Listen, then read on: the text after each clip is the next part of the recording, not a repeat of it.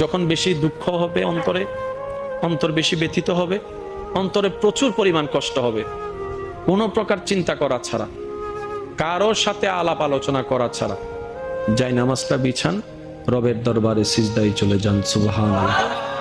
চোখটা বন্ধ করেন, চোখের পানি ছাড়তে থাকেন, মন হালকা হতে থাকবে, সিজদায় রবকে বলতে থাকেন, যা বলার বলতে থাকেন, যেভাবে বলার বলতে থাকেন। মনে রাখবেন, আপনার সেই মনের বেতার ভাষা হতে পারে আপনার রক্ত বুঝবে না, আপনার ভালোবাসার মানুষ বুঝবে না, আপনার প্রিয় মানুষ বুঝবে না, কিন্তু আপনি যেভাবেই বলেন না কেন, আপনার প্রত্যেকটা শব্দ আপনার রব্বুল আলামিন বুঝবেই বুঝবে, বুঝবেই বুঝবে। সুবহানাল্লাহ। আপনি যখন ওনাকে দুঃখের কথা বলবেন, উনি আপনার দুঃখটাকে হালকা করে দিবে, সেই দুঃখের খবর প্রকাশ করে আপনাকে কখনো বেইজ্জত করবে না। আর আপনি যখন সুখের খবর পেয়ে রবের দরবারে সিজদায় চলে যাবেন, তখন আল্লাহ তাআলা খুশি হয়ে আপনার সুখটাকে আরো বাড়ায় দিবে। লা ইন